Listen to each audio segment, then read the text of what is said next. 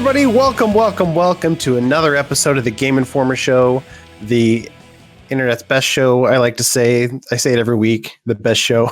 This is the show where we inform you about games and also ourselves. I should write that down so I can remember it. Too complicated. It's your first show, right? Yeah. Ben Reeves. Yeah, I'll get it someday. Yeah, give me 2 weeks. Join with me today. That voice you heard, Alex Stadnick. How's it going? It's so good, friends. Good to be here. Yeah. We also have Jay Guisao on the show. Yeah, happy to be here for like the record third time ever, it feels like, right? That's right. Yeah, we were able to make it work this week. It was inside Game Informer studio, but you don't often work on the day we normally record, which makes it a little bit hard to get you on every week. Right. But glad you're here now. We made it work. Happy and then last but not least, Joe Juba. Hey, it's me. Yeah, it's you. This is a, let's say, special show, maybe a sad show too, because you announced this week. What did you announce? I announced this week that I have to. I'm stepping away from my responsibilities to GI. So this will be my last formal podcast as a full-time employee of GI. Though, you know, I there are still some things going forward. I don't want to get in. I don't want to get too much into what's going on, but it's like ultimately it boils down to like I may in my schedule be able to work out some freelance time and stuff like that. So you might still see and or hear me on GI, maybe other places. I definitely, even though I'm stepping away from GI, that I don't see that as like me saying goodbye to the whole gaming industry, and I'd certainly love to stay connected to you fine folks as much as I can. So yeah, so you're doing freelance. You're stepping away from full-time work, but you said freelance, and hopefully that means you'll be doing freelance for GI in the future. No promises, but who knows? Like, hopefully we'll see your face here again. So this might not be a goodbye. I definitely like to if I can make it work. So I mean, I think awesome. like you guys have been great, and the Game Informer community is so great that. At some point too, like what I'd said on Twitter, I'm leaving to help to sort of give my family some extra help. So I think that, a lot of what I'm able to do depends on that. So we'll see. Yeah. You've been around for a long time, almost long enough to like vote legally. Your career is like 17 years. Yeah. My tenure at GI could vote on its own, I suppose. I think it would probably vote the same way I do, though. Yeah? Okay, that's good. It's mature and responsible. Or irresponsible, maybe. I don't know how you vote. But that's a long career, and it's probably full of some awesome memories. Do you have any like really fond memories of things you worked on early in your career even? Oh, man. There are so many... There have been so many things over the years that I almost feel bad singling things out because I feel like I had the opportunity to just work on like dozens and dozens of really amazing things that still stand out in my memory. But if I think back, like in those early years, because I started back in late 2003, in those early years, I remember some of the stories that excited me the most were like the first cover story that I had the opportunity to write, which was Fantastic Four. Wow, what a starter. This is the Fantastic Four game, by the way, that only had 2-player co-op. This is the one based on, was it the first Fantastic Four movie? The one with Jessica Alba. Yeah. Uh-oh. Yeah. The one with Jessica Alba and Chris Evans. Yeah. Mm-hmm. Yeah.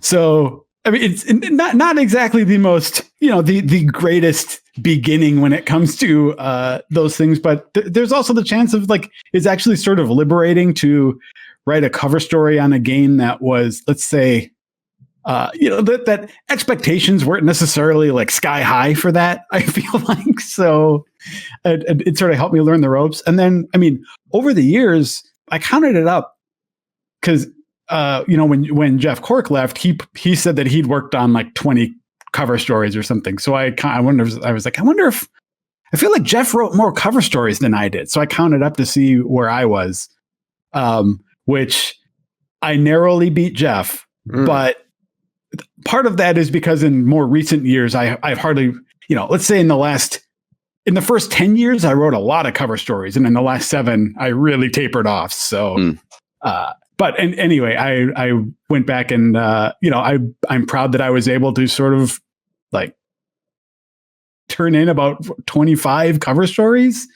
That's total, impressive. Which is, like that's something I'm proud of. There was also an early story that I did that was about, no one who's listening is going to remember this, but there was an old story that I did that I really liked that was about a 24-hour game jam that they did at Parsons University in New York. Jay, you know this. You're from New York. Yeah, I do. Yeah. So we do a lot of game jams still. Yeah. So Parsons had a game jam, but it was sort of tied to a promotional thing from Atari because Atari was releasing one, a console with a compilation of old Atari games on it or something. And it was like the winner of this contest was going to get their new old Atari game put in with this collection. That's a cool idea.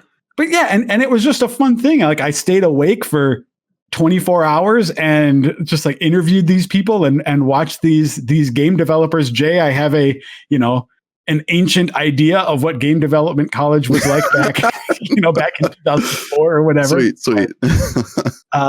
Yeah. That's super fun. And of other memories are like, I really enjoyed doing the Final Fantasy 15 cover story, just as someone who's been a lifelong fan of Final Fantasy in general, being able to spend all that time to talk to all of those people who are just responsible for making so many games that I love. Like that was sort of a, that's the trip where Ben Hansen and I got to go with the Final Fantasy 15 development team and go visit Yoshitaka Amano's studio. That's awesome. And like watch him have a meeting with Hajime Tabata, the director of FF15. Like they had a little meeting and like Amano pulled out a piece of paper and did a quick little like sketch and handed it over. Like I got to watch him draw something. It's that, Wait, did you get to keep the sketch? Oh no, it was for Tabata. It was, but okay. it was just Here, cool. Let me see that. Yoink. So there's that. But I mean, like ultimately, when I think back across all of my time at GI, the 17 years, the memories that really stick with the most are just about the people. Like I think about all of the folks that I've shared the bullpen with, like past and present, and they're all great folks, and like I've really loved the Extra Life marathons that we did that just sort of gave us all an excuse to get together and have fun and hang out. Play games. Yeah, I mean, for a good cause. But it really combined some of the aspects of this job that I love the most, which is just like interacting with you folks, with my coworkers, but then also interacting with the community that's, made this. I think it's a special community, and it's made this a pleasure for 17 years. So, do you have any fond memories of developers that you've gotten to meet over the years? I mean, maybe the answer is Amano, but do you have a memory of like, oh man, I'm really glad I got to meet this person? Oh boy. Yeah. I mean, there are a lot of those. I think some of them are, I think early on I kind of got over the thrill of like, this guy is famous, but I got to meet him. But there were still a handful of times that even after I'd sort of gotten too cool for school on that front, there were a few people that I got to meet that I sort of, even as a more like seasoned writer at GI, I still sort of got butterflies when it came to sit down and actually do the interviews, which would be like, I got to talk to Will Wright for the Maxis 25th anniversary, which is also kind of tragic because a few years later they just EA shut down that Emeryville studio, which is sort of, I mean, there's still, I think the Maxis name still exists and they still make the Sims. So like, nothing against that, but that's, it was that sort of Emeryville studio that was the place where the magic happened, as it were, So yeah, there's that. I got to interview Hideo Kojima at Tokyo Game Show in 2019, which was cool. Talked to him a little bit about Death Stranding. Does he seem like a normal guy in person? Does he seem? Yeah. Oh yeah. He's totally like, like for all of the pictures of him that you might see that have him look a little bit like aloof and artistic, he like, and again, it's hard for me to say definitively because I did not actually understand the words he was saying. He could have just been laughing at he was a crazy person. At what a dope I am or something. But he just seemed like an affable, normal guy who he had some really interesting and insightful things to say about, like, what's the way to say? I guess what part of what struck me about that is when you watch trailers for Death Stranding, or when you watched trailers before it came out, you're just like, this is bonkers. What is happening here? And I don't understand why anyone would make these decisions. And I feel like in that interview, he made a very compelling case for why. So whether you like the game or not, you can still come from a place that's like, you can't say that these choices weren't deliberate and carefully considered, you know? Yeah, for sure. So, yeah. Well, thanks for working here. Thanks for all the work you've done. It's been appreciated by more than full disclosure, I did get a paycheck. It wasn't all just for fun. You get paid? That's something you have to hit a certain level of seniority before that happens, Ben. Come to talk to somebody. Yeah. Come back when you've been here for 14 years instead of 13 years.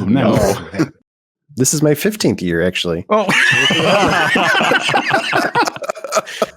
This could be my year. No, I was going to say, like, my first cover story trip was Dead Space 2. I didn't write the cover, you did, but so I came on that trip with you, and it was like my first time, one of my first times in a studio talking to people that in depth for a larger story, which was kind of nice. And so I just appreciated, you being there and kind of showing me the ropes.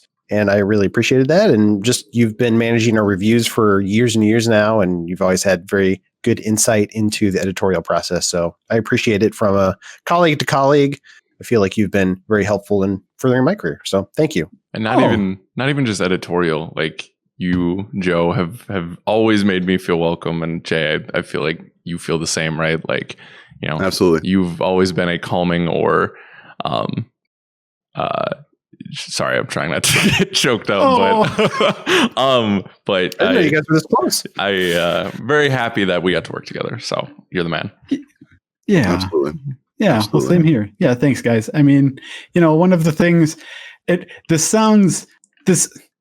hope this doesn't sound like false modesty, because like I love the writing that I do, and I've obviously been proud of that. But the part of my job that I've always appreciated the most and like felt the most proud of is the opportunity to actually like the sort of more behind the scenes stuff that I do. The way that I like to help other people make their writing shine. So those are the kinds of things. Like, I mean, I love hearing from people, online that like, hey, I like that article you wrote, and like that is still meaningful to me. But to hear from you guys, to hear from former GI interns and stuff about, just the appreciation for, helping them work on their writing and stuff. That's the stuff that means the most to me. So I appreciate that. Well, now let's talk about some monsters. Yeah. Oh boy. Happier stuff. Yeah. Jay, thanks for being on the show. Especially thanks because you got to play Monster Hunter Rise recently. Yes, I did. I got to play quite a bit of it. Yeah.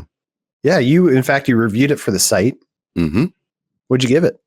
I gave it. Oh boy. Here we go. I gave it a. Oh geez. I was just like, is he going to ask about the score? Of course. I gave it a 7.75. There we go. How dare you? Oh, sorry. Right. That sounds like a good score to me. That's practically an 8. Yeah. Rounding I mean, so, yeah. Jay, you weren't actually here last week, but we talked about this just a little bit at the end of the show. Yeah. A little bit about the response to that. I mean, because I think, and coming from the perspective of someone who's like been managing GI's reviews for a long time, I think there's always this misconception that there is like an objectively correct score for a game. And this is something that is perpetuated a bit by the idea of, or by things like Metacritic, OpenCritic, that distill all of these reviews down into like an average single score. And if your score is deviating from that, then you sort of open yourself up to criticism. But I think the important thing, and the important thing is those sites are good tools if you are trying to get a sense of what the general reception of something is. Mm-hmm. But really, when it comes to reviews, like their value is not as a mass. Their value is as an individual opinion. Mm-hmm. You know, it's like when someone recommends a game to you, it's not like all recommendations carry the same weight. You internally, even like unconsciously, you're weighing like how do our wavelengths align? Does this person like the same things I like? How much does their opinion reflect what my opinion's likely to be, and that sort of thing. So, you know, like reviews being so valuable on an individual basis, I think it's funny that people will on one hand champion those things when it suits them, but on the other hand really turn to a Metascore or something if they're like, I wanted this game to get a higher score. Mm-hmm. You know? Mm-hmm. Are you saying the internet only wants to validate its own thoughts on games it hasn't played yet?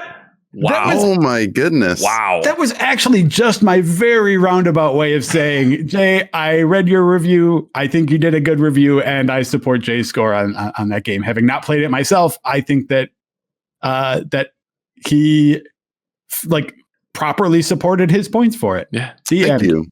Thank you. I appreciate that. Yeah. It's and I also feel bad even addressing it, because it's almost like you don't even want to you don't even want to legitimize any of the discussion around that. But I guess that I feel like that context or that perspective is important, not just with this review, but when looking at any review for any game that you're anticipating. Read it. If you're going to comment, read the review. Don't look at the score. Sick of that. Absolutely. Yeah. Well, if you're out there complaining about other people's reviews, like maybe reevaluate some things. I don't think that's go get the game yourself and play it. It's true. No, I mean a funny one just to put it out there. Someone was just like, I don't think this guy realizes that Monster Hunter World was a shift for the Monster Hunter series, and like literally my first sentence is like Monster Hunter World was a paradigm shift. Like literally the first sentence. Yeah. I like when working on the review, I was like, I got to put that in the first sentence. This is like, there you go. Well, he read the number on your review. He did. There you go. So he read something. let's just get into the game. Like, what's the deal with this one? Sure. So this Monster Hunter is, I mean, I still feel as if it's living a little bit in the shadow of World, because like I said before, World was like a huge shift for the series, like bringing in like a bunch of new players and everything. But Monster Hunter Rise still kind of continues like this really like easy onboarding experience for any new players who are coming in. You have a bunch of like more monsters this time around, a bunch of really cool new monsters, and a lot of really cool quality of life changes that come in with like exploration and navigation and stuff that changes the way you fight monsters. Now you can like wyvern ride now, and you can top of a monster controlling it while attacking another monster, which is like really cool. One of my favorite things. That sounds awesome, actually. Yeah, it's actually really cool. And it like brings this like level of strategy to it, because you can decide whether or not to attack another monster and potentially like bring that one down, or you can do like this really cool, I mean, I want to call it like a mini game where you can ram your own monster into a wall and then quickly press B to grab the monster again, and it'll turn around and you can ram it into another wall and kind of go back and forth ramming it into this wall to do like extra damage and stuff. I don't know. It's just really, interesting. Like that scene in Austin Powers where he's trying to like turn around in the narrow hall. Sure. I mean, like it's really cool. It's like really, it's wonky and a little silly too, but I mean, that's kind of always been a little bit like what Monster Hunter is like. But yeah, the action is there. Fighting is like the best part. And I mean, that's why people come to Monster Hunter, right? They want to fight the monsters. They want to hunt the monsters. So that was perfect. And the art style is awesome. You can ride your dog now. That's like the big seller there. We have dogs now. You can pet your dog and ride your dog. So wait, so you always had cats, but they added dogs now. Yeah. Are the dogs new? Yeah.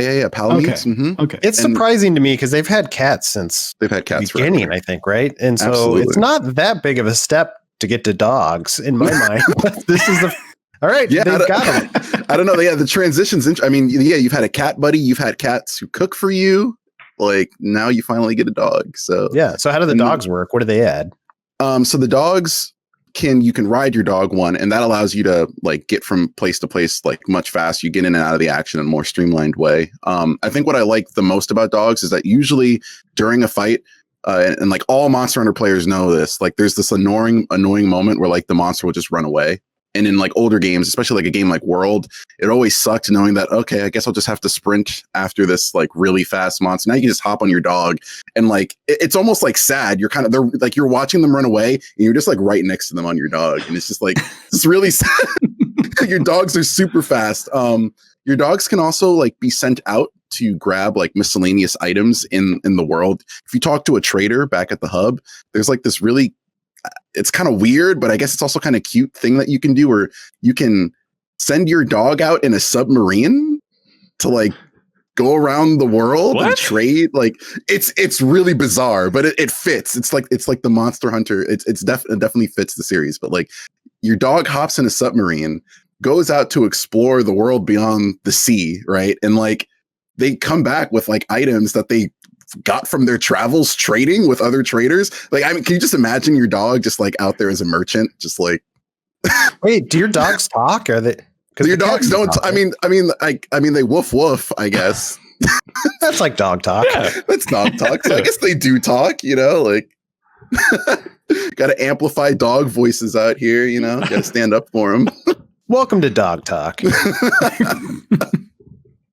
But no, yeah, I mean, and your dogs also, I mean, help you fight. And that's really cool. Seeing your dog like jump on the back of a monster with like a knife in its mouth or something, like that's just wild. I think at one point I gave my dog like this umbrella and it worked as like a shield. And so like they would get in front of me and like throw this umbrella out. And like you imagine like this hulking monster hitting an umbrella and just like getting staggered from it. I don't know. I don't know how it works. It's Monster Hunter. You know bonkers.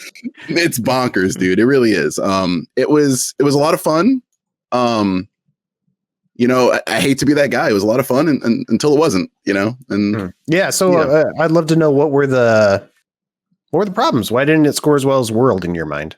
I guess in my mind, and I mean, like this is also, I suppose, to a lot of people who are just like, you know, this game doesn't have to like reinvent the wheel, right? And that's true. You know, it's definitely very true. I think for me, a lot of the things that make Rise really cool just felt like changes that should have been made a long time ago. Like, I mean, you bring up the dogs, for instance, right? Like it took forever to get dogs in the game. And it's like, it's really cool you have a dog now, but it's also just like, okay, like that sounds about right. Like it's about time.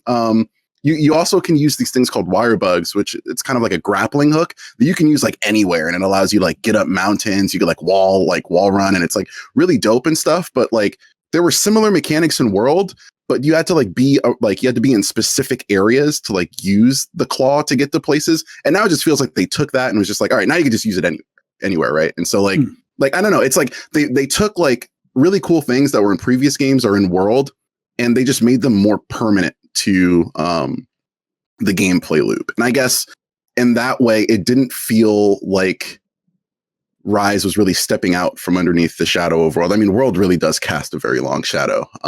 And so there's also this new game mode called Rampage Quests, which I was not a fan of. And those are like, it's like a tower defense mode where like you're defending your village and you have to set up automated turrets, or you can set up turrets that like you can control, or you can call on like villagers to help you fight. And like, it's fine. I mean, it really is just like Monster Hunter monsters are bullet sponges, but I mean, like now imagine like 5 to 7 bullet sponges in one area.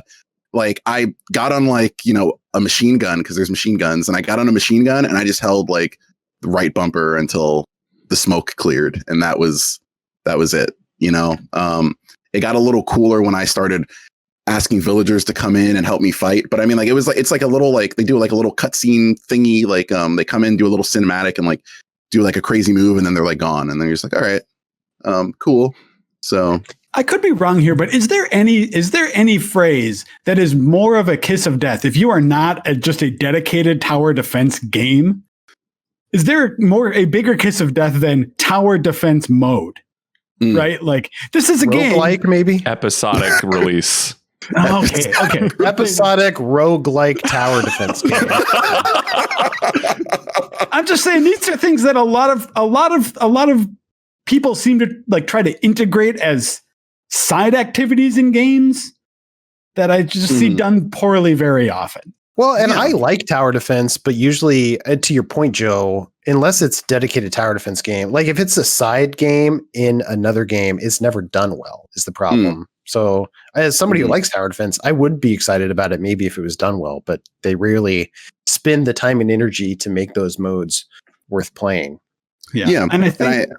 I'm sorry. Go ahead. Joe. Well, I guess sort of just to piggyback on what you were saying a little bit, Jay, is like I think when you've got a series like Monster Hunter that is like very like long running and iterative, not necessarily in a bad way, but in a sense of like it has found a formula that its players enjoy and it works. And I don't know that. I mean, I guess it's tricky to find that line, but I don't know that you want to just take that formula, say, hey, they made a few tune-ups here and there to the thing everyone already liked. Very high score automatically. You know, right. I think that's why I think it's fair to consider that sort of level of like how much does it does it surprise you? It just something about it, like hopping in the first time, I was just like, oh man, like new world, like it's gonna be really exciting. But it really does, like, it really did just feel like Monster Hunter World in a new environment with a couple of like pretty solid changes, and that was it. And I don't know, maybe there's like, at least for me, there's something just a little exhausting about that. Like I put like 500 hours in World. It's not the only Monster Hunter I played. I've been playing since Monster Hunter Tri, but I put a lot of time in World because it came out during a time where I had the time to put time into games, you know, and like that freely at least. And so, real quick, what's your like go-to weapon set? Go-to weapon set? I use bow a lot. I used bowgun a lot in Rise though, so that was my first time like hopping on bowgun. But I really love bow. I did bow a ton in World. In fact, I think I just like one-tricked bow. I didn't touch anything else. Like I refused. Like my friends were just like, aren't you getting bored? Like it's been like 300 hours, man. Like, you know, you have all the weapons. It's like, nah, dude, like just bow all the way. It's the only thing I felt comfortable on. And like, I liked how fast paced the action was with bow. Like surprisingly, like you weren't like just some sniper character. Like you really did have to get close and put yourself in harm's way, but you were given like really cool like dodging mechanics that like you would dodge, but it would also charge your bow. So you always felt the need to like be dodging moves to like chain stronger combos and attacks. So yeah, I use bow. And now bowgun, I guess. Yeah. Bow knows bowgun. Bow for Joe. Workshop that one later. Well, Jay, thanks for sharing. Sounds absolutely fun. You know, you can read the full review on the website if you want. I recommend reading at least the first sentence before you comment. At least, please. Just the first one. You can leave after that one. So, Alex, what about you? What have you been playing? Nothing crazy. I've been on a weird lull for games. I've been trying to go through my backlog. I beat 3 games this weekend, but it's only because I only had like a level left. Like I was replaying Super Mario World on Switch Online, right? I only had Bowser's Castle left. Did that. Golf Story, I had the last championship to beat. Did that. I weirdly had the last boss on Minecraft Dungeons to beat. And so I wiped all that clean. I was like, okay, that feels pretty good. The one thing that I've been really enjoying though, that like I've been kind of craving is a couple weeks ago, Bethesda put all their games on Game Pass, right? Or a wide range of them, right? And I weirdly never played Prey before, which is Arcane Studios' sci-fi thriller shooter.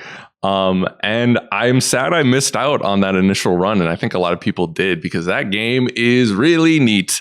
It kind of itches a weird BioShock meets space kind of vibe because it is very much you are being led by these audio logs in this world that was described to you in one way but is very, very different, and your brother's involved in this somehow, and you know you start to unravel like you know the insidious stuff behind what's going on with these experiments and these aliens, and it's been fascinating. I think I'm in love with the world.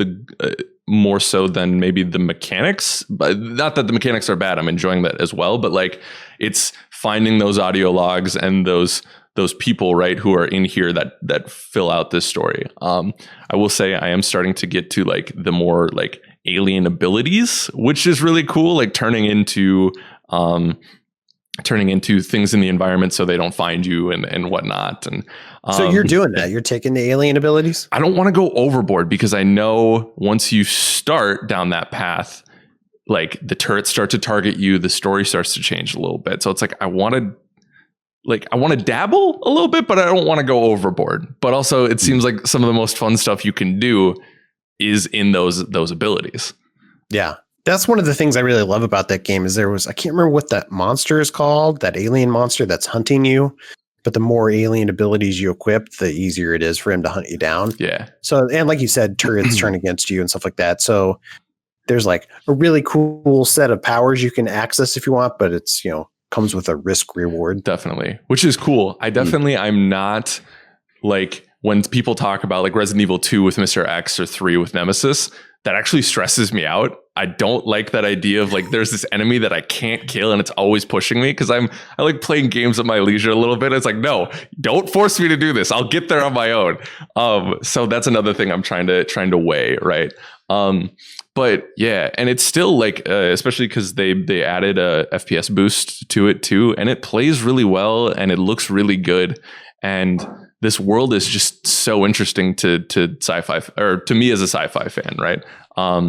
So I'm excited to keep going through it. And like I said, it scratches that shooter BioShock itch that I know I have that hasn't gotten scratched a lot since Infinite, probably. So it's just another cool addition to Game Pass that I'm really enjoying. So I'm excited to get through it. Nice choice. Great. Joe, what about you? You've been playing some interesting stuff. Yeah. So this week, I had two reviews go up on the site. One is Evil Genius, or Evil Genius 2, which, I didn't super love, but I also like it's sort of a funny way to like bookend my time at GI also, because I reviewed the original Evil Genius in 2004 for the magazine. And then here in like this week, I reviewed the second one, and there's been like the franchise has been dormant since then. So I thought that was kind of funny, but it's so weird. They brought it back just for you.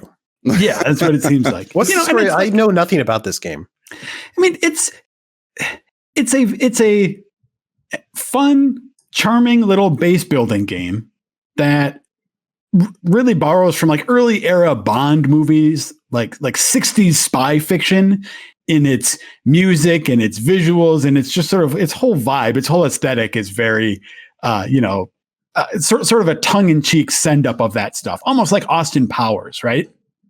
So then, but the idea is that you choose one of 4 evil geniuses, and then you just build out this layer with rooms, control rooms full of radio transmitters, and a vault full of gold, and an interrogation room, and you build a doomsday device. And so you're making room for all of this stuff. And like that part of it is fun. And you're also building traps for like enemy agents as they like infiltrate your base and stuff. But for me, I'm a fairly systems driven guy when it comes to the games that I play. I really like digging into that stuff. And this was one where it just like the puzzle pieces just didn't interlock in a satisfying way. It's one of the, it's like, remember in those old FPS games where it was like, okay, there's a green door, go get the green key. And then you unlock the door, and it's not like the green key lets you do anything different. It just lets you access this other part of the map that you couldn't before.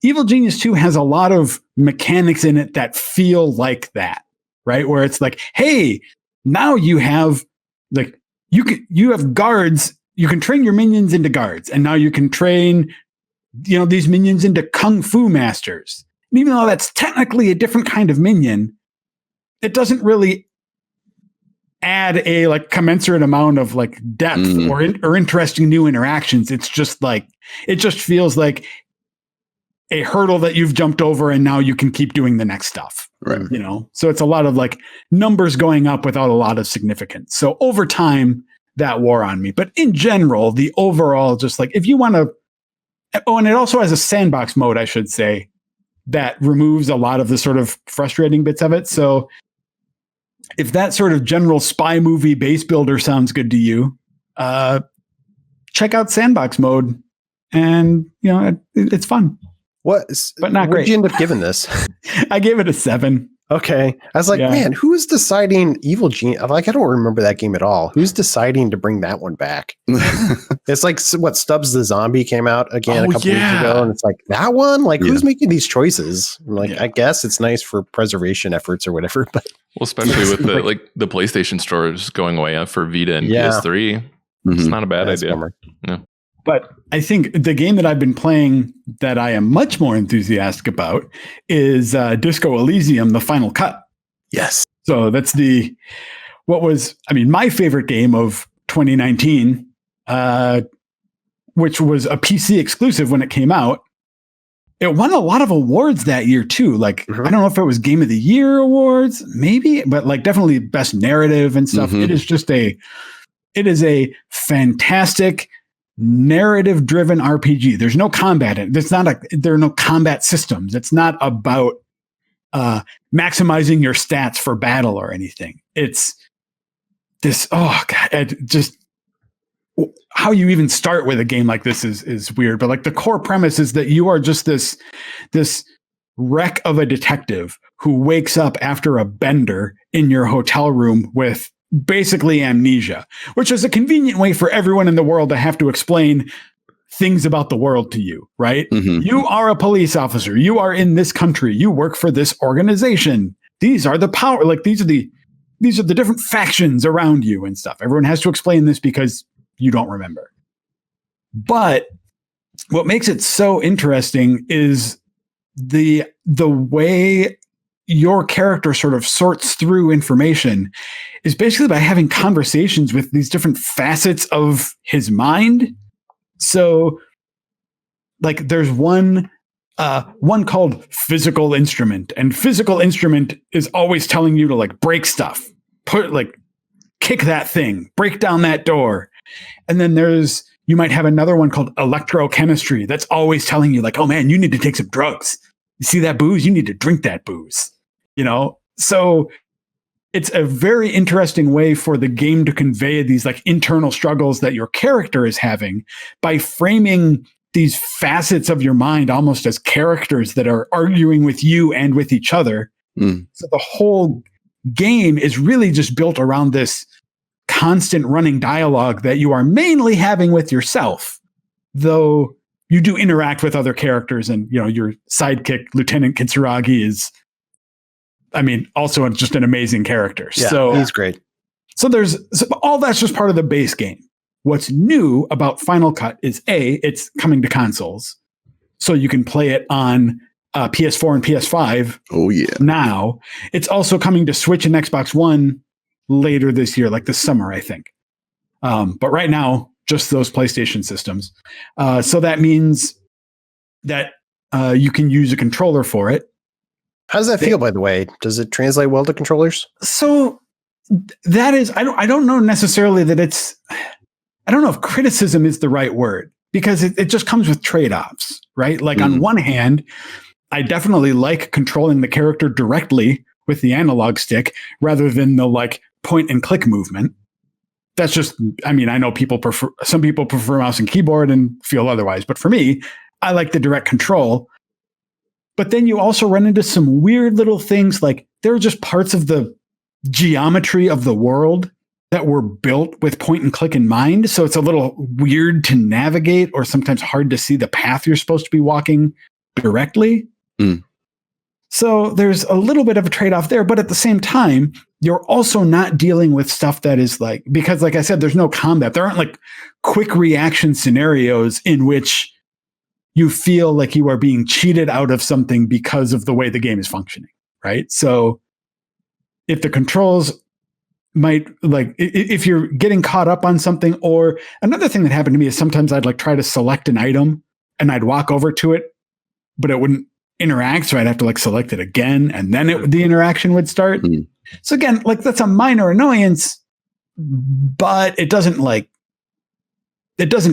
detract a lot. It's not so intrusive that it like prevents you from enjoying any of the dialogue, any of the stuff that's going on. So, that's a little bit of a mixed bag. If you wanted, I mean, it's also on like they also added controller support to the PC version so like if you already have Disco Elysium on Steam, you get the upgrade for free.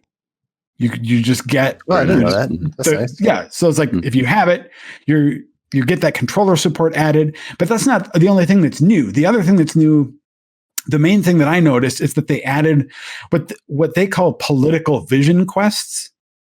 But what that really boils down to is like you may remember if you've played it already, you may remember that once you choose a certain number of like political dialogue options, like if you're just all about communism, which I don't want to spoil it. I don't want to spoil too much about it for people, but like there are some of the funniest lines in this whole game are the ones that are about you just sort of recklessly embracing a political ideology that you don't fully understand.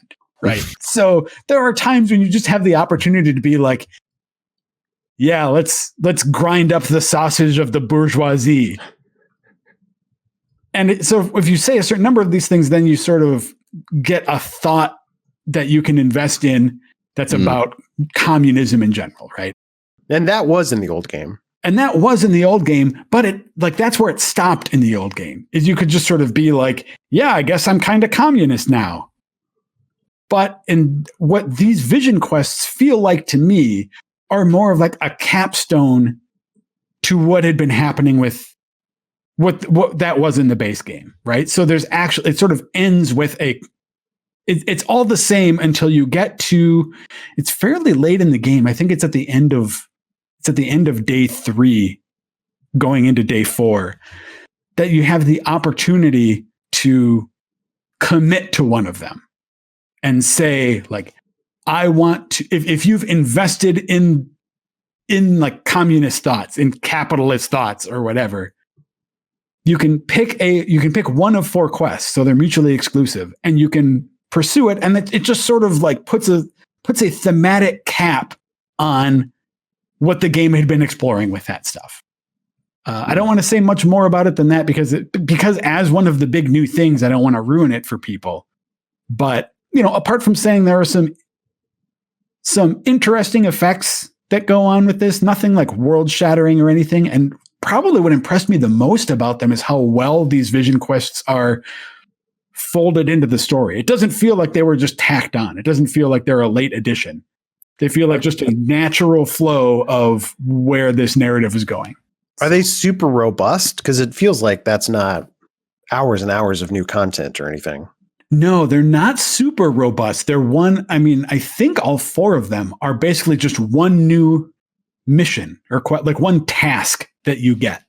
Sure. But a task in Disco Elysium often involves several steps, right? So it's like, oh, go find some communists around town. Okay, talk to this one about that. All right, you have to gain entrance to this place. Go do that at this specific time. Like things.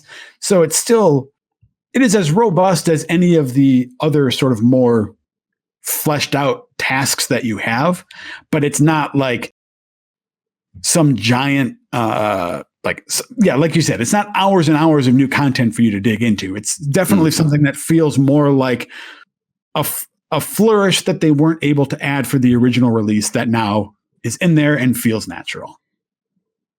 Awesome. And I don't think we highlighted, but the original game had some limited voice acting. Like you meet a new person and you would like the first couple lines might be voice acted and then it was just text that you would read. But this one it's more fully voice acted, correct? Yeah. Yeah. Tons of voice acting in this. And I didn't look up the actor's name, but the guy who takes care of the main narration, you hear a lot of him and his voice is just perfectly suited to, like the tone of the game. It's really well done. And I like the additional character voices and stuff too. So all of that's to say is like Disco Elysium was already a great game. The final cut makes improvements to it, brings it to console so like now everyone who was waiting for that can finally check it out there. And even though there are some trade-offs, I feel like on the controls department, it doesn't really take away from the fact that like this game is amazing. If you haven't played it, you should. And it also is so well suited to replays that if you're someone like me who did play the original, coming back to it is rewarding. Even if like it's rewarding to go back to it and make different choices, even apart from the new content, you know? Yeah. So, yeah. Cool. I did get to play it when it first came out, and I don't know about you, Joe, but I remember finishing it and being like, man, that might be one of the best video game narratives I've ever experienced. And it's definitely up there. It was definitely best probably of that year. Yeah. So I recommend checking it out if you haven't. And hopefully it's that's not too high a bar. Strange. Like that's the other thing you should know is like you have not played anything like Disco Elysium before. So if you want something that is just like that surprising and strange and delightful, that's a good place to go. I feel like obviously you guys, Ben and Joe, talk highly about games, but like I feel like this level is not normal for you guys, so it's like that has me so excited, and I've stayed away from like spoilers on it too. So I'm going in almost completely fresh, which I'm like very, very excited about. It feels like a Switch game to me. Like I would love to have that, like to kind of like play before bed or something like that, but I still may pick it up this week. I haven't decided yet. There's a lot of reading. Okay. So maybe I would not. I mean, I haven't seen it on Switch, but I would. There's even with the voice acting, there is a lot of reading. Okay. So maybe tiny text on the screen may not be the best approach. Okay, so maybe just pick it up on PS5. Regardless, I'm excited. That's my hunch. Yeah. Maybe get some Switch impressions and see how the text holds up there. For sure. Yeah, that's a good point. Yeah, it does like remind me, like when I was playing it, it was like you want to be in the good mindset, like you're sitting down to read a good book. Because part of that is there's a lot of reading, but also it's just like it felt like the experience of reading a really good mystery novel. And like I cannot think of a fictional world that is more interesting than the one in Disco Elysium. Well, I guess that's such a broad statement. I was going to say, wow. It's pretty serious. Well, here's what I'd say about it is like a lot of times in video game worlds, they don't feel very present or fleshed out.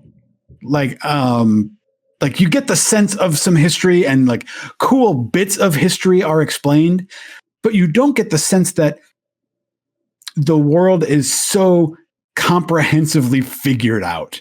And that's to me, that is what is part of what's so fascinating about Disco Elysium is that it feels at some points, it feels more like you're reading a source book for a tabletop like that's dope. Pen and paper RPG. Yeah. Right. Wow. Which I think is actually not I think that actually may have been the case. I think it may have been originally conceived as something like that. Oh, cool. Come to think of it. Yeah. That's wild. But the point being is that you have all these little interludes that on one hand are lore dumps, but on the other hand, they are directly related to your character and like your characters struggle to figure things out in different ways. Like that's how it's framed.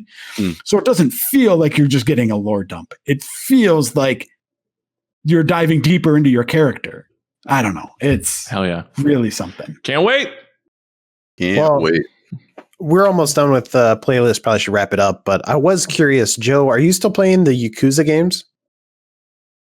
I am. Yes. I had to take a little bit of a break for these review games here. And before that I got caught up in Spiritfarer, but I'm still going through.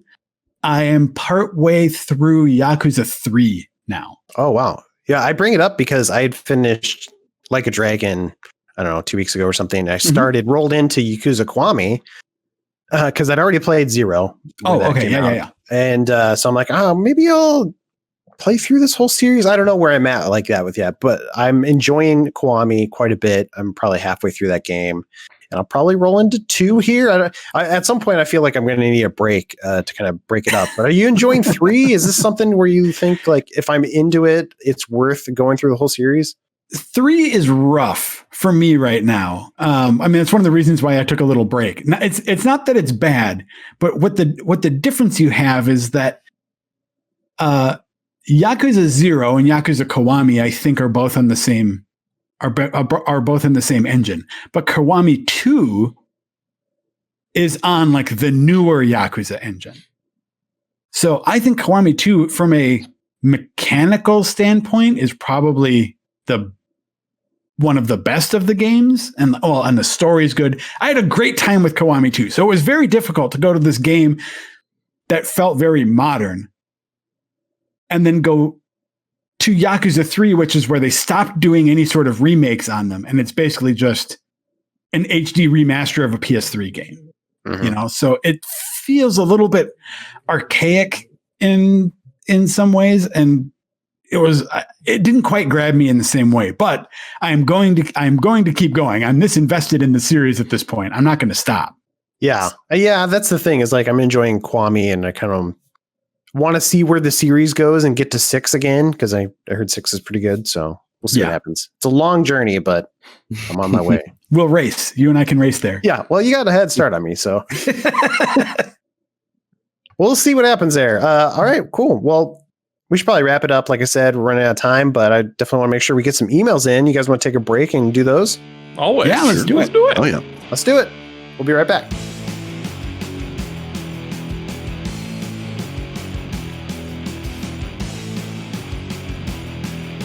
Welcome back, everybody. We're here to do some emails. These are emails that you guys send in, podcast@gameinformer.com. Ooh, let me say that again. Podcast@gameinformer.com.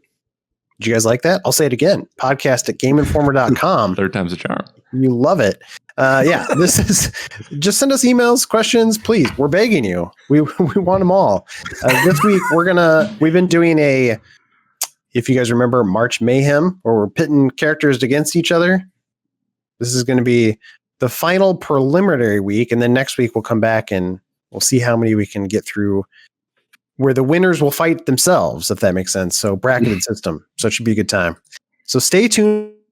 First email, before we get to that, Mike B writes in.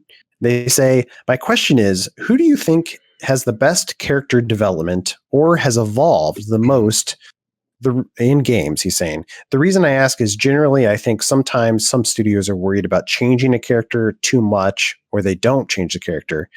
My picks would be Kratos or Ellie from The Last of Us. So those are two obvious good choices. What do you guys have any options? Yeah, Kratos was mine. Well, I mean, yeah, he's the obvious choice, right? There's one, I don't know that it's necessarily an evolution of a character, but we were just talking about Yakuza, right, Ben? And I think one of the things that I love about that series is the ability to tell the story of one character and his journey over years and years and years. So even though the games themselves tell individual stories, Yakuza 0 through Yakuza 6, I mean, I don't even know all of the time it covers, but it's definitely at least 20 years of Kiryu's life. So I guess a character like Ezio is also one like this. I really like when games are able to, I mean, nothing against God of War, because I think the jump from the jump there is helpful, but it's also not gradual, right? It's like Kratos is angry, shouty Kratos at the end of God of War 3, and then, stuff happens, fill in the blank, and then the new God of War starts up. Mm-hmm. But I like characters like Ezio and Kiryu, where over the course of multiple games, you sort of get to see how their life unfolds, which is something I think that's very interesting and unique about the way games today work. Like, you couldn't have done that on like the NES or Super NES or I mean, it's like, this is sort of thing that new technology is allowing us to tell these sort of more legacy style stories, which I think is cool. Yeah. I mean, going off your Yakuza option, Majima, from the jump from 0 to 1, I kind of wish I'd played 1 first to see like, oh, this is the character they'd initially established. And then what he is in 0, it's just, those could not be more night and day. It's like two different people. It's a little disappointing, actually. He's so cool in Zero and so stupid in Kiwami. I agree with you. I kind of wish he would just get back to, hey, remember who you used to be? Be that guy again. I mean, that is an arc. I'm happy we said Kratos. Yeah, we all know him, because I forgot about the goatee for a second. Arthur Morgan from Red Dead 2.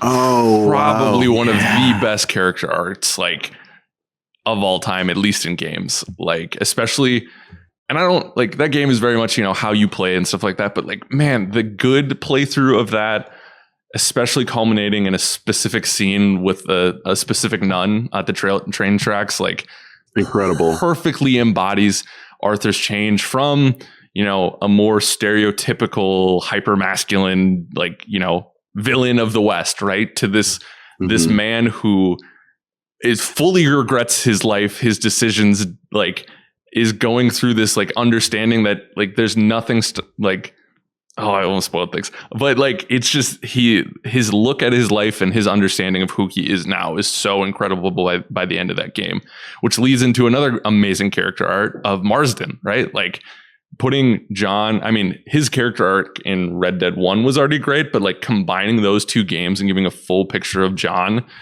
is just Rockstar did some amazingly special stuff with those two characters.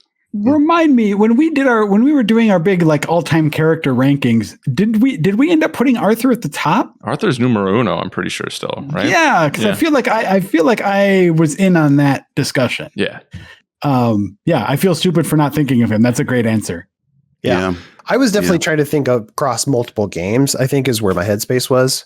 But and I don't think this is like number one by any stretch of the imagination, but I do like just looking at Lara Croft throughout the years and just like where she started as just kind of this nothing archetype of, female woman. And then her newest incarnations, especially in the remake trilogy, I think those first two games did a really good job of making her into a real person. And so it was kind of fun to see her development throughout the years. Definitely. Yeah. Good question. I like that. Yeah, thanks, Mike B. We got another question. Esteban from Chile writes in, says, I'm the type of person who always hoards item in games, especially in RPGs, in case I need them later. Then the game ends without me using any of them. I've done this. When these items are powerful weapons, I regret never having used them. I really like how XCOM handles this. You get abilities that have a limited number of uses, but they recharge after every mission. So there's no benefit to ending the mission without using them. I think he's kind of referring to stuff like health packs, where like you don't destroy the health pack, but you have a limited number of uses in a mission to use it. That is a good system for that. Do you guys also hoard items in games? And what are some games do you think that discourage hoarding in a fun way? Yeah, I mean, I think it's in addition to that idea of things resetting after a battle or something, like, I love it when an RPG just automatically starts you in a fight with full resources, right? Full MP, full health, because then that also, in addition to just being more convenient that way and taking away some item management stuff, it also, I think, leads to more interesting encounters, because the developers know, like, you are coming into every fight full strength, so we don't need to worry if you're running lean on resources, and you're like, that sort of preservation or hoarding element isn't really part of it. But I think the other trick that I think is super smart is just cooldowns. Like, you do things like instead of, like, you remember the old Diablo days where you just like would buy 100 health potions and have to spam those, rather than the sort of the recharging flask concept, which is, I think, more convenient. Yeah, I definitely prefer when items recharge on some level. Or like stuff like the Master Ball in Pokemon, you can only like find one of those in the game, period, and then it's a limited time use thing. And so it's like, well, of course I'm going to save this for like Mewtwo or whatever. Yeah, exactly. But like, I wish there wasn't that. I wish there's like the most powerful thing in the game. You can get multiple of it if you want. Like, there's a shop. It's maybe expensive, so if you really want to grind and get multiples, you can. So if you accidentally use your most powerful item on a level 2 rat. Yeah. You're not, SOL. Yeah. Can you imagine accidentally using a master ball on like on like a Caterpie or something like that? Yeah. Oh my goodness. I'd delete the game. It'd be done. Absolutely. Absolutely. The save would be over. Yeah. Good God.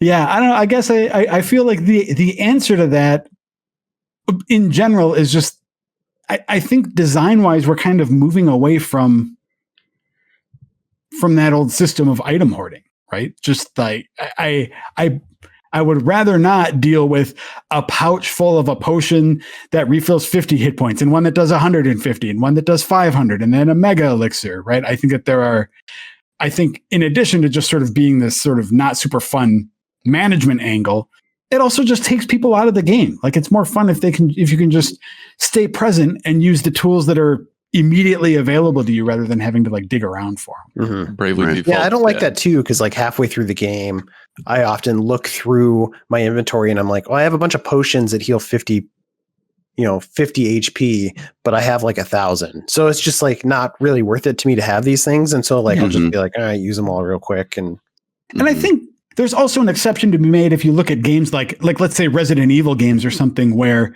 inventory management is part of the tension, right? Like that inventory management becomes player choice. It becomes decision making, and like it that has tendrils in other places, but not in RPGs where it's just go buy 50 potions. Mm-hmm. No, yeah. Even to like build off of like that tension you were saying, like interestingly enough, like a game I was just thinking of is like Apex, where like your inventory is like that's like part of the game too, and it's almost like its own mini game. Like when you get to like a certain level of play, like yeah, there are things you can pick up all over the map, like ammo and whatnot.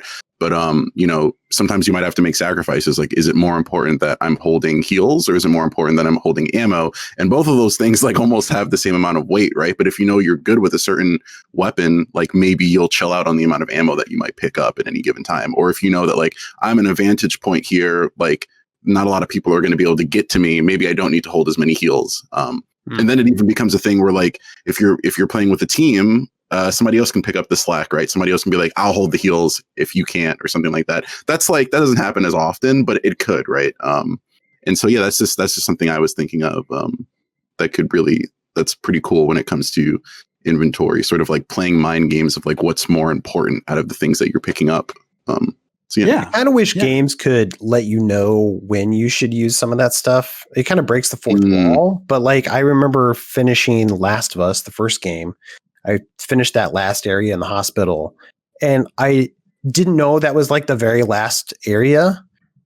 So I was like hoarding my stuff, and I kind of wish I just like went all out and used all my pipe bombs and smoke bombs and all that stuff, because like that would have made that area more fun.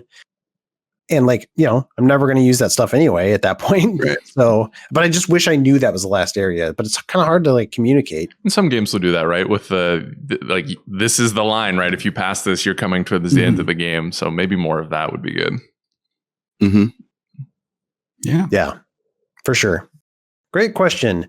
Eli M writes in, says, okay, you guys are rummaging through your grandpa's attic, and in one quarter, you can barely see what looks to be an SNES. But little do you know that it's actually the forsaken product of Nintendo and Sony merging. You open it up, and a genie of forgotten, dwindling IPs emerges. Incredible. He says, I will... Yeah. Oh, genie, I set you free. But wait... 2 more wishes, please. Wait, I did that in reverse order, didn't I? No, he's gone. That's a good question. Thanks for writing in. I blew it, guys. Maybe you guys can do better. We freed a genie. This genie says, I'll allow you to make a forgotten or dwindling IP a very relevant franchise. Which franchise do you choose? Panzer Dragoon, right? I think we're all unanimous on that. Ben, I knew that was what you were going to say for that. you can always count on Ben to say Panzer Dragoon in the same way you can count on me to champion the 2 Valkyrie games, Valkyria Chronicles and Valkyrie Profile. I loved Valkyria Chronicles 4. I feel like that did just based on the discounts and clear outs that I've seen of that game since, I don't think it performed as well as I wanted it to. And it's not, I would be surprised if that series comes back at this point, but I love that series, and Square Enix hasn't touched Valkyrie Profile in, 15 years, or I don't know, 10 or 15 years. It's been a long time. Mm-hmm. I would love more Valkyrie Profile. I love that. I was confused that with Valkyria Chronicles, which that's the strategy one. Right. Valkyria Profile, which one's that?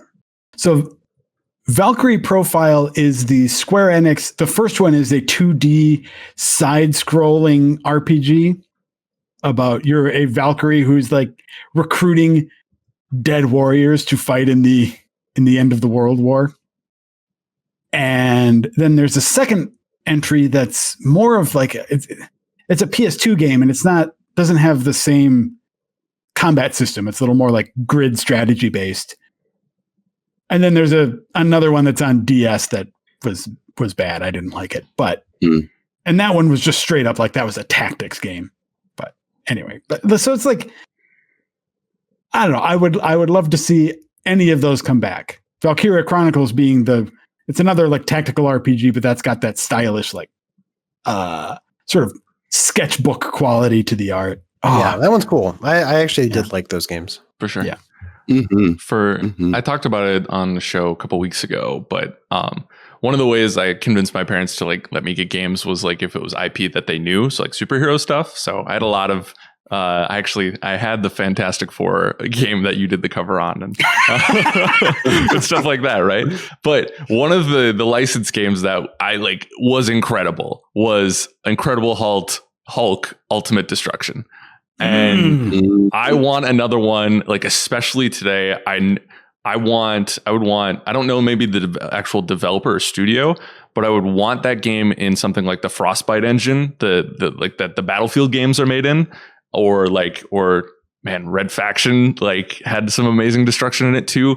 But it would be amazing to have that power fantasy of being the Hulk with not just like towers that like crumble into triangles, right? Like have that crisp, beautiful destruction on hand as you're clearing skyscrapers and just wrecking cities. Like I think that would be incredible. Want to blast through buildings like a cannonball, basically. Yeah. Like I want the end of Avengers, right, where Hulk is blowing through buildings in New York, and just like that being as photorealistic as you can get, right, or would want from that. I think that would be an unbelievable time. I'm going to stop saying incredible because I keep saying it. So, but I think that'd be a lot of fun. And Marvel has shown they're willing to share some of the, Insomniac got Spider-Man, Square got Avengers. So it's like, they're willing to share the love a little bit. So like, and I don't want any like story, like Bruce is really interesting, right? Cause he is a traumatic figure, right? Bruce Banner is a sad like character.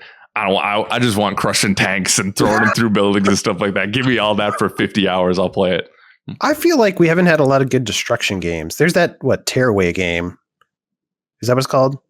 I don't know. No, Teardown. Okay. Oh, okay. I was gonna say Teardown game that looks cool. It's kind of like where you're destroying everything, but I feel like there aren't enough of those.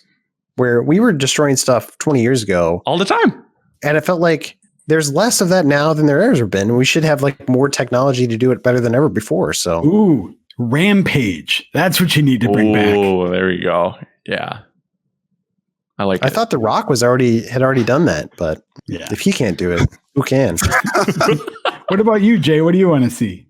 Gosh, I'm a little all over the place with my choices. I'm gonna go with Road Trip Adventure, which probably no one in the world knows about. But before I hop into that, I'll just really quickly say the other two that I was thinking of: Midnight Club and Black and White. Like I played Black and White 2 when I was a kid, and I thought it was awesome. And I never even got far in it because I was a kid and I didn't know what I was doing. The Peter Molyneux game, the one where you're like the giant. Yeah, you have these little giant monsters that you raise, and like it has like that kind of like Fable like humor to it, where it's like crude. I don't know. We're not very approachable games. No, I'm surprised. No, as a little kid, like I'm surprised you would dive into that one. That's crazy. Okay, but tell me about this road trip game. Yeah. All right. So Road Trip Adventure. All right. This game has a very special place in my heart. I played it on the PS2. I can't tell you when it came out. It's so old. But it's like you're a car. Like your car is your avatar. It's like an open world kind of, I wouldn't call it an RPG, but it's like an open world adventure game. Your car is your avatar, and everyone in this world, they're cars too. So like all the characters and like there's like a president who's a car, and he's like this really nice, like a Pixar movie.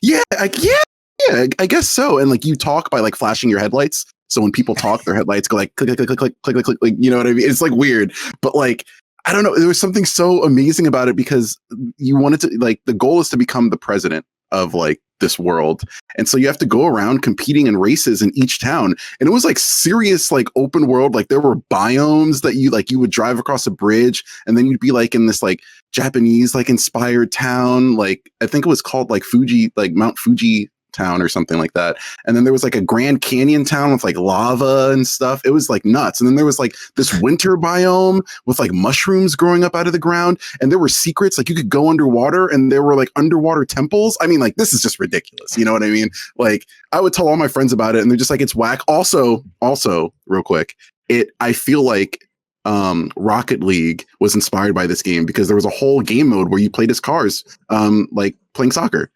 And like, it's really interesting. Like, I don't know. I think it would be a great game for kids. I can imagine 8-year-old Jay describing this game to me. Yeah. He probably would describe it to you the exact same way I am. Yeah. Honestly. Off a bunch of different tangents yet. I looked it up. That's a 2002 game. There you go.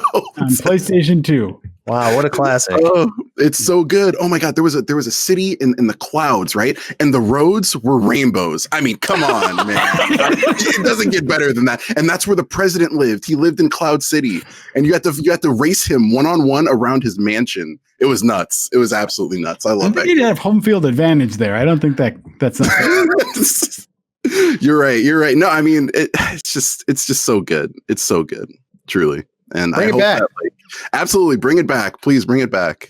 Thanks, Jeannie. Sure. Thanks, Jeannie. Also, if I could have my wish back, yeah, I'd also accept Legacy of Kain, which another fan favorites that I just thought those narratives were a lot of fun. You know, they were old Amy Hennig, who went on to work on the Uncharted series, and who knows what she's doing now. I know she got a new job, so look forward to seeing what she does. But yeah, that was some of her stuff, and like crazy vampire fantasy world set far in the future, but I think it's supposed to be maybe Earth, but it's really cool. Soul Reaver, you're sucking out people's souls to collect their energy, and there's like 2 different realms. You know, like the Medium just was a game that came out, and there was 2 different worlds that you were seeing. Soul Reaver did that like 20 years ago almost. So yeah, bring that back. Maybe not the dual cameras, but bring it back.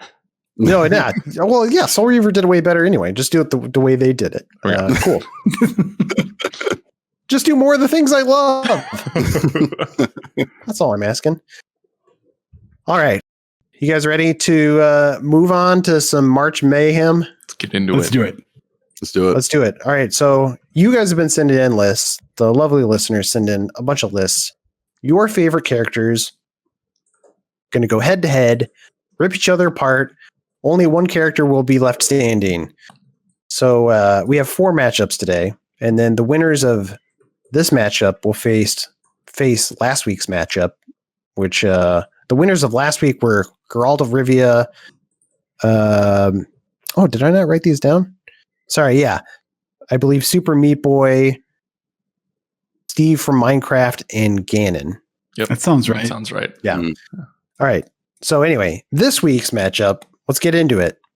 Joe from Roselle writes in and says, I'd love to see Vivi from Final Fantasy IX versus Magus from Chrono Trigger. Which wasn't Magus like a god or something? No, but I mean, Magus is the clear winner there. He taps into, I guess, I don't know. Vivi probably, if we're talking about late game Vivi, he has access to some powerful spells. I don't know. Magus is also just cooler though. He walks in, the crowd's like, oh, look at this man's swagging out here. Yeah, we pick him. Yeah, I mean, Vivi looks like Orko from He-Man, and yeah, it's not cool. It's not cool. Well, no. So, like, okay, they're both black mages. They both have access to very powerful spells. I feel like why Magus gets the edge there is that Vivi doesn't necessarily have life experience, right? Like, he has the well of power that he can tap into to cast those spells, which Magus also has. But he's also sort of struggling with this whole identity of like who he is. He doesn't really have, he doesn't really have the foundation to live a life and apply that. Versus Magus, who like has been practicing black magic ever since he was a kid, basically has been lived a life hardening himself in his quest for revenge and dominance. I think let's call them equal on the magic front, but in terms of like force of will, I think Magus is going to come out on top. And he's got a sword, doesn't he? No, he's got a scythe. Oh, sure. It's kind of like a curved sword. It's like a sword at the end of a stick. Yeah. Yeah. Okay.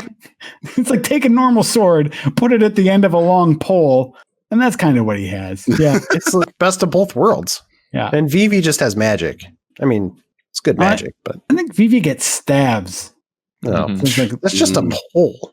Yeah, it's like branch chunk of wood. It's a 2x4. Yeah. Put a sword on that, buddy, or get out. Come on, get out of my face. I don't know, Alex or Jay. Do you have anything to add to that? Magus looks like Piccolo and a Namekian, so I think he wins. That's dope. Yeah, you know what? I think I'll hop on that too. Yeah, sure.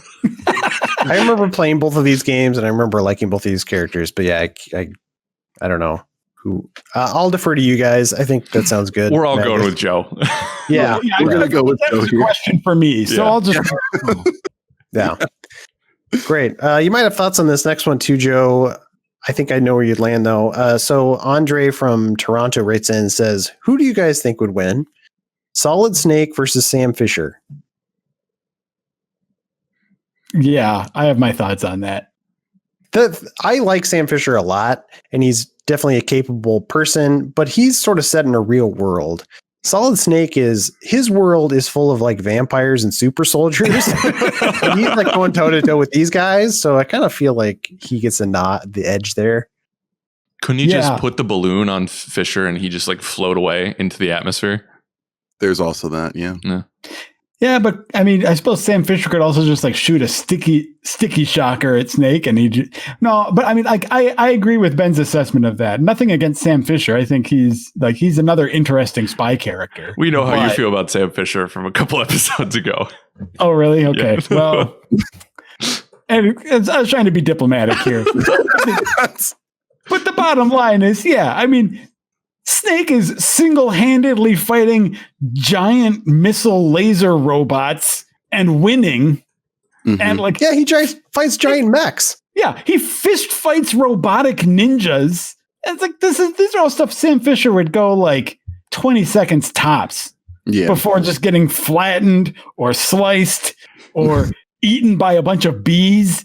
You know, well, actually, that was Naked Snake, not Solid Snake. Yeah, but you get where you know where I'm coming from. Question: Does Sam have the ability to slow time and do the headshot maneuver in this fight? The mark and execute move. Mm-hmm. I couldn't remember what it was called. Only if he can only do that if he scores a good. Like stealth takedown on Snake first. Yeah, though, right? You have to do takedowns to set up the ability to do that. So he would have to like take down people on his way into the arena. Yeah. Is he taking out his coach? I like the idea of all of these spectators who are there to see the fight, and they're suddenly just four fans with their necks snapped. Sorry, I had to build up my mark and execute. It reminds me, it's like the end of Monty Python and the Holy Grail where they're gearing up for war and then the cops stop them before they can get there. Yeah, so I think Sam Fisher would get arrested before he got in the ring, and Solid Snake wins by default. That's ironclad. I like that. Yeah, it's good. Okay, next match, third match of the night. Robbie from Georgia writes in, says, "Here's a matchup for you: Toad Jackson versus Tingle from Legend of Zelda." It's got to be Toad, right? Because Toad, depending on the game, can use the Super Mario power-ups. So, like, and what's Tingle going to do against Toad flinging fireballs at him? What does Tingle even do anyway? He makes maps. I mean, does he have any offensive capabilities? I don't know. He could throw rupees at you or something, right? Which would hurt in real life. Mm-hmm. Probably. They're sharp. Yeah. Doesn't he have a hot air balloon? Flies away on it. Yeah. In one of the games. Yeah, he really doesn't have a whole lot going for him. Well, wait, hold on. Isn't he like a magical elf or something? Doesn't he have magic powers? He always like sprinkles. Or wait, is that the thing he wants to be one? He's like a poser? Man, my Tingle lore is pretty shallow. I really don't know anything about Tingle. Yeah. So I think Toad, probably by ignorance. Yeah, except here's the thing though, is that if this is like, let's think about this from a narrative perspective.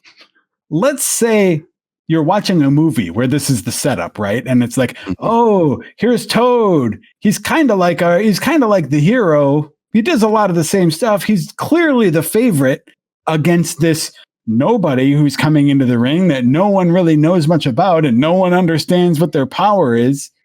It seems to be like in the movie, that underdog always wins that fight. Right? Fair. True. Yeah, true like David and Goliath. Yeah. Yeah.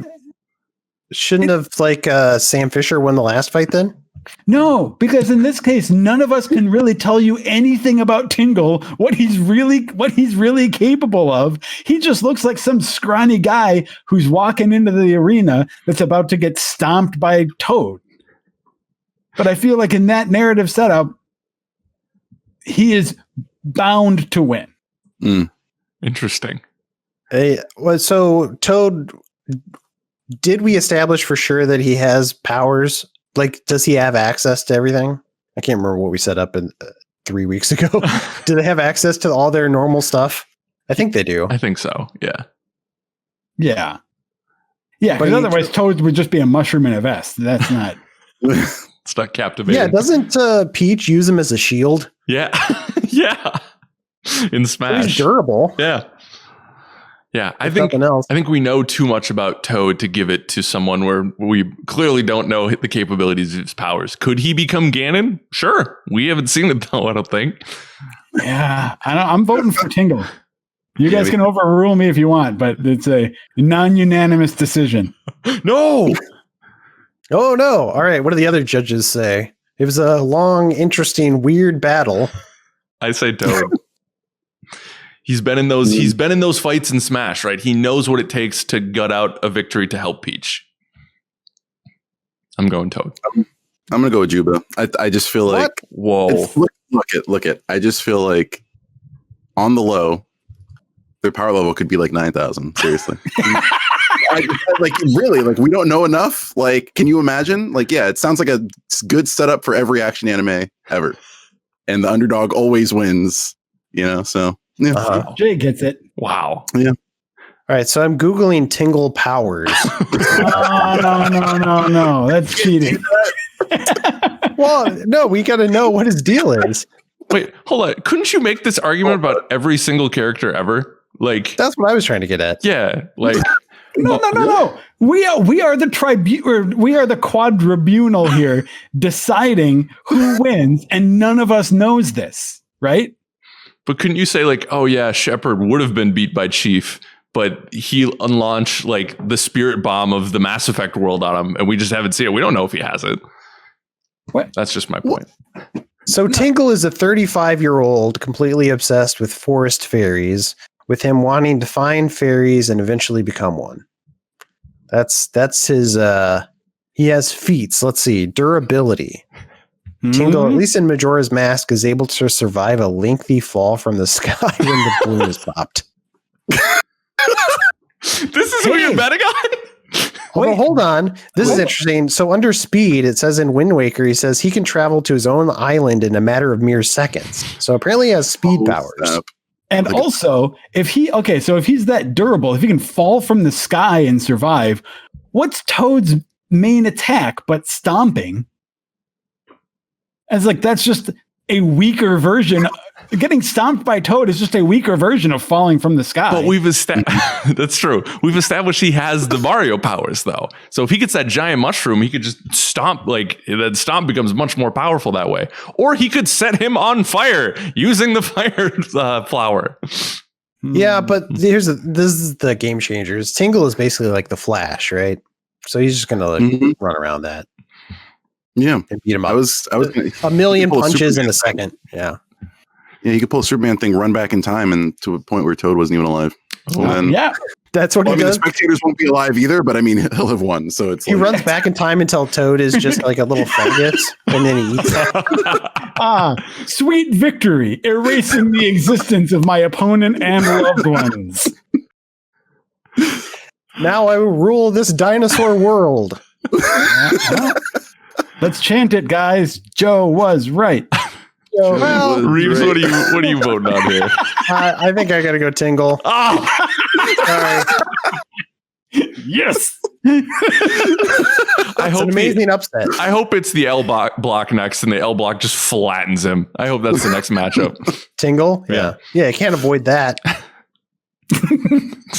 Gosh, what a weird upset. Okay, final match of the night. You guys ready for this? Let's do it. This is the big one. This is the one you've all been waiting for. Big Daddy versus Bowser. That's a good one. I mean, that seems like a non-entity. Bowser is just huge, right? It depends on the game. Well, yeah, but I mean, general size of Bowser is like generally depicted. We're not talking Fury Bowser or whatever, but like generally he's pretty huge, right? Mario's kind of a short person, but even so, like Bowser's usually like at least twice or sometimes 3 or 4 times his size, right? And Bowser can like evolve into a bigger size too. But how tough is that shell? You know, we only ever see other shells and like fire like blasts going towards him, but could it withstand a drill? Well, yeah, I mean, it also depends on the Big Daddy brand, because there's just like bouncers that don't even have. There's like the Big Daddies that don't have drills. True. Let's say it is one with a drill for the sake. Yeah, of let's give him a drill. Yeah, charges forward with the drill. What does Bowser do? He can blow fire. He can like spin around. He has a shell that could probably withstand a drill. He could do if he's coming with the drill, he could do the butt stomp from Smash, right, where he jumps up in the air and comes back down on him. Crack that shell. I could see. Yeah, I mean, we've also seen Big Daddies are pretty fire resistant. True. Are they? Yeah, I mean, like they're just damage sponges no matter what you're doing to them. Mm-hmm. Are you the Big Daddy from BioShock 2 where you have plasmid abilities? No. Establish that? No, of course Big not. Daddy. Of course not. No. Don't be ridiculous, Chadnick. Are you the Bowser? Seriously, Alex. Come on. Well, then if he has no plasmid ability, yeah, I'd probably lean Bowser.